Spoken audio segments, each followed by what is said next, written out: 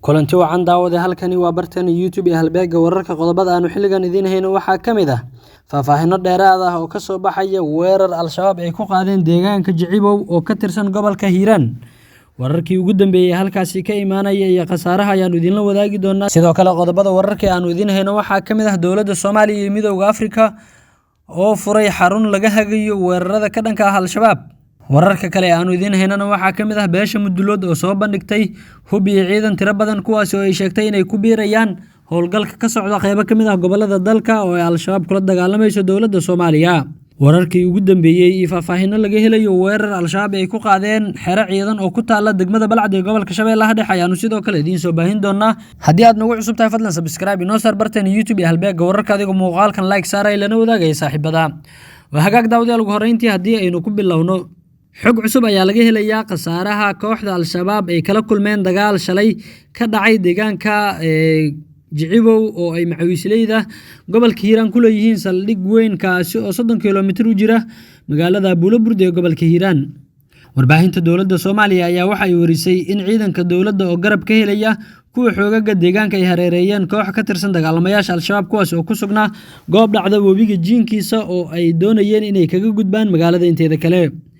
maxamed shiine oo ah gudoomiye ku-xigeenka maamulka iyo maareynta degmada Buuloburd ayaa waxa uu warbaahinta dawladda u sheegay in ku dhawaad 100 kamid ah dagaalamayaasha al-shabaab ay dileen halka qaar kalena ay isku soo dhiibeen ciidamada huwanta ah. halka uu sheegay intii soo hartayna in ay ku hareereysan yihiin ciidamada. warbaahinta dawladda Soomaaliya ayaa waxa ay khasaaraha al-shabaab halkaas ku gaaray ku sheegtay in ka badan 200 oo dagaalame in waxyeello ay soo gaartay. qaarkood ayaa waxaa la sheegay inay isu soo dhiibeen iyagoo nolosha lagu qabtay waxaana maxaabiis ahaan u haya ciidamada xoogga dalka iyo kuwa deegaanka ee halkaa ka howlgalaya. kooxda al-shabaab ayaa damacooda waxa uu ahaa sida la sheegayo in ay kala gooyaan isu socodka labada magaalo ee Beledweyne iyo Buuloburd sida ay xog ku bixiyeen saraakiil ka tirsan ciidamada dawladda. sida wararka qaarkood ay sheegayaan maamulka deegaanka Jicibow ayaa ka war helay in al-shabaab badan oo doomo wata ay halkaas saldhig ka sameystaan waxaana durbaba halkaas u ruqaansaday ciidamada xoogga dalka iyo kuwa macawiisleyda oo isgarabsanaya. ciidanka xoogga dalka ayaa sidoo kale gurmad xoojin ah waxay u direen halkaas kuwaasi oo kooxda al-shabaab ku hareereeyay deegaanka Jicibow kadibna uu dagaal culus ka dhacay halkaasi. dagaalkii shalay subax soo bilowday ayaa soo gaaray ilaa iyo fiidnimadii xalay waxaana la sheegay in cagta la mariyay kooxdii shabaab ahayd ee weerarka soo qaaday. wararka qaar ee saaka laga helayo deegaanka ayaa waxay sheegayaan in weli ay koox ka mid ah dagaalamayaasha al-shabaab go'doonsan yihiin kuwaasi oo diiday inay isu soo dhiibaan mararka qaarkoodna rasaas goosgoos ah ayaa la maqlayaa.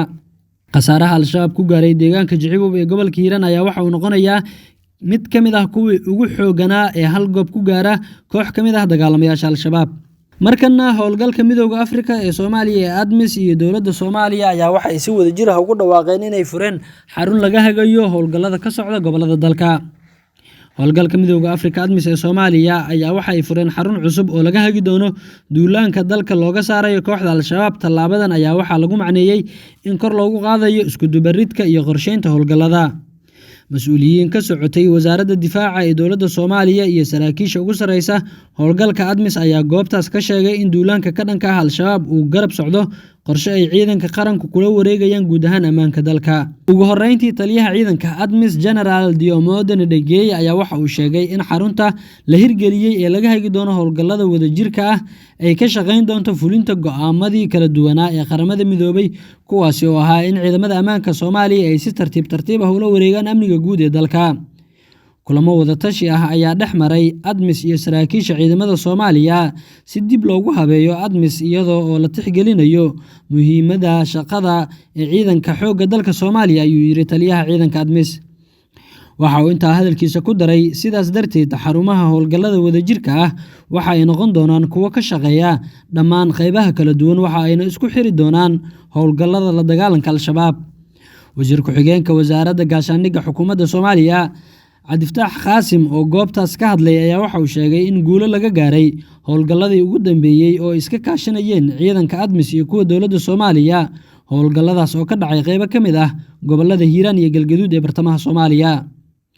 waxaan ugu hambalyaynayaa ADMIS hirgelinta xarumaha howlgallada wadajirka ah taasi oo wanaajin doonta isku xirka ciidamada Soomaaliya iyo ADMIS. Saraakiisha oo isku duuban iyo wada shaqaynta ayaa xaqiijin doonta howlgallada wax ku oolka ah ee la qorsheynayo, ayuu yiri Wasiir Ku-xigeenka Wasaaradda Gaashaandhigga Xukuumadda Soomaaliya, Xildhibaan Cabdifataax Qaasin Maxamuud. Dowladda Soomaaliya ayaa dhowaan waxa ay sheegtay in howlgallada ka socda qaybo ka mid ah gobollada dalka aysan ciidanka ADMIS ku lahayn door muuqda oo aan ahayn inay gurmud u sameeyaan dhaawacyada halkaa ka dhasha.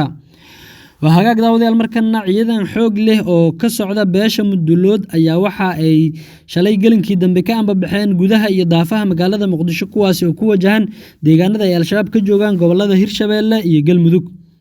Saraakiisha iyo mas'uuliyiinta hogaaminaysa ciidankaas oo warbaahinta kula hadlay duleedka magaalada Muqdisho ayaa waxay sheegeen inay qorsheynayaan in maalmo gudahood lagu xureeyo Muqdisho ilaa iyo Xaradheere, iyadoo cagta la marinayo gebi ahaanba deegaanada ay kooxda Al-shabaab ka joogto. Dhulka beeshan ay degto ee ku yaala deegaanada Hirshabeelle iyo Galmudug. Ciidankan shalay la sogootiyay ayaa waxay wataan hub iyo gaadiid dagaal oo aad u badan, waxaana ka sii horeeyay ciidan kale oo maalmihii la soo dhaafay la isugu geynayay degmada Cadalle ee dhacda xeebta gobolka Shabeellaha Dhexe. Beelaha Mudulood ayaa waxay wadaan abaabulkii ugu xooganaa oo ka dhan ah dagaalamayaasha kooxda Al-shabaab, maadaama inta badan gobolka Hiiraan iyo qaybo ka mid ah gobolka Galgaduud ay ka socdaan kacdoon ay sameynayaan dadka deegaanka, kuwaas oo garab ka helaya ciidamada xoogga dalka. In ka badan 200 oo gaadiidka dagaalka ah ayaa ku sugan degmada Cadalle iyo hareeraheeda, waxaana hadda deegaanadaas ku wajahan tiro kale oo intaas ku dhow. Maalmaha soo socdana waxaa lagu wadaa in howlgalladan ay ka bilowdaan dhulka ay Al-shabaab ka joogaan gobolka Shabeellaha Dhexe, iyadoo marka dambena loo sii gudbi doono gobolka Galgaduud ilaa iyo Mudug. Ugu dambeyntiina, wararka laga helayo gobolka Shabeellaha Dhexe ayaa waxay sheegayaan in xalay saqdi dhexe ay Al-shabaab madaafiic ku garaaceen xero ciidamada dalka Burundi ee qaybta ka ah howlgalka ADMIS ay ku leeyihiin degmada Balcad ee gobolka Shabeellaha Dhexe. Ilo dadka deegaanka ah ayaa inoo sheegay in hoobiyeyaasha oo gaarayay ilaa iyo 5 madfac lala beegsaday saldhigga ciidamada ADMIS ay ku leeyihiin xaafadda Xaawataako, gaar ahaan aagga warshadii hore ee dharka Balcad, halkaasi oo si xoogan looga dareemay weerarka madaafiicda ah. Wararka ayaa waxay intaasi ku sii darayaan in dhankooda ciidamada Burundi ay ku jawaabeen madaafiic culus, mana cadda khasaaraha rasmiga ah ee ka dhashay weerarkaasi madaafiicda, maadaama weerarku uu dhacay xilli dambe oo habeen ah. Sidoo kale ma jiro wax hadal ah oo ka soo baxay labada dhinac iyo maamulka degmada Balcad oo ku aadan weerarka madaafiicda ah oo isweydaarsadeen ciidamada Burundi ee qaybta ka ah howlgalka ADMIS iyo sidoo kale dagaalamayaasha ururka Al-shabaab. Xaaladda degmada Balcad iyo hareeraheeda ayaa saakay ah mid degan, waxaana ciidamada ADMIS iyo kuwa dowladda Soomaaliya ay sameynayaan howlgallo ka dhacaya agagaarka Balcad, kuwaas oo lagu xaqiijinayo amniga guud.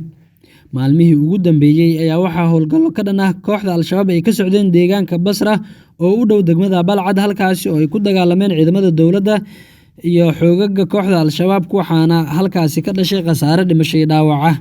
Inta badan dagaalamayaasha Al-shabaab ayaa weeraro ku dhufo oo ka dhaqaaq ah waxa ay ku qaadaan saldhigyada ciidamada huwanta ah ee ku yaala koonfurta iyo bartamaha Soomaaliya. Guud ahaan daawadayaal, wararkii xilligan aad kala socoteen barteena YouTube iyo halbeegga wararka wanaagenta. Haddii aad nagu cusub tahay, fadlan YouTube-keena subscribe inoo saar adigoo muuqaalkan like saaray lana wadaagay saaxiibada. Inta warkan warkiisa xiga aan ku kulmi doono, nabadgelyo.